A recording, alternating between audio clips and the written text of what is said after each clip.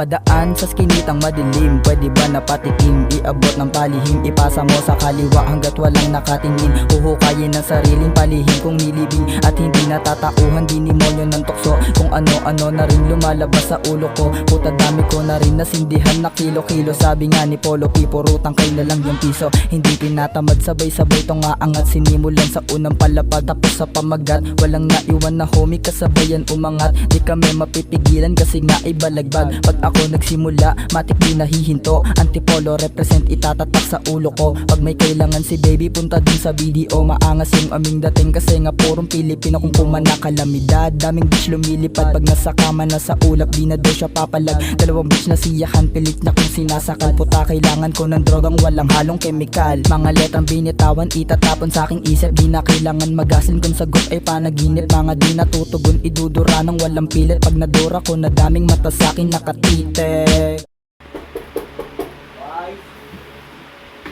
Sige pre, pasok. Kasi yan.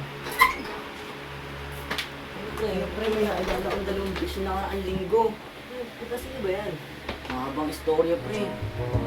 Sige pre, Daming na nga nakatitig pero la akong pake. Illegal mga gawain kaya di nagsasabi. Delikado sa aming baryo kaya gumalaw gabi. Dugi sa kanan kamay habang sa kabila kape. Ang sarap ng gantong buhay, pera-pera sa tabi. Pagpagod nakakapulap, dalawang chika sa tabi. Yung likod minamasaya bang sila'y nasa baba. Binibigay pangangailangan, di na kailangan mga pa. Anong mga gusto, sige dampot walang kaba. Kapag tapos na lumagari, oras na ng pahinga. Ang sarap ng titig sa akin pag tinakanao siya. Hindi siya nagreklamo kahit walang pahinga. Sama sa akin pagkasa, pagtutok pinutok niya. Doon siya sa akin sa lahat, walang mintes, walang palya. Malakas dating parehas kaya di na pahiya. Ano sasama ka pa ba?